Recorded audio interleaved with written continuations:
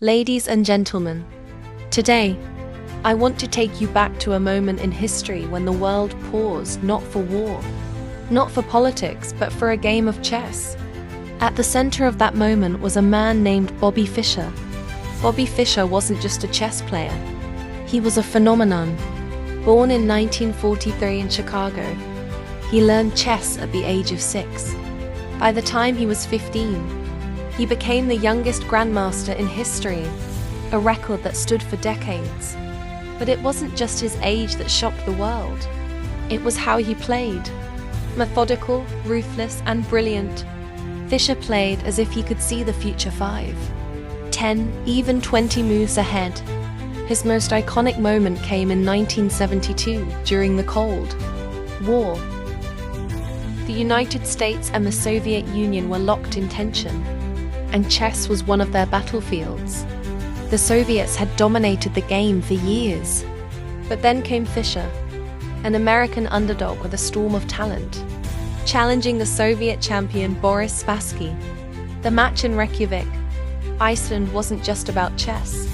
It was about pride, power, and proving who was superior, not just at the board, but ideologically.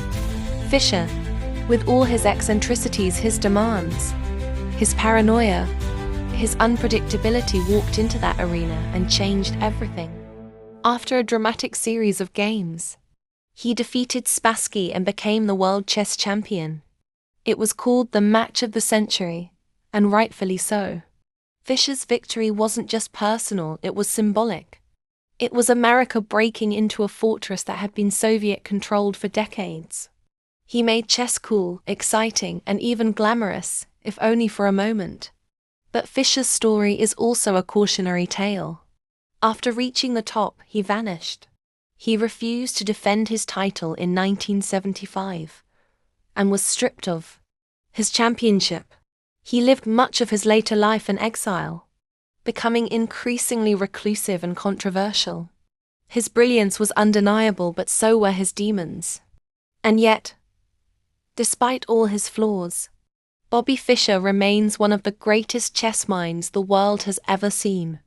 He played not just to win but to dominate, to reinvent the game, and to prove that one person, with enough talent and obsession, could take on a system and win.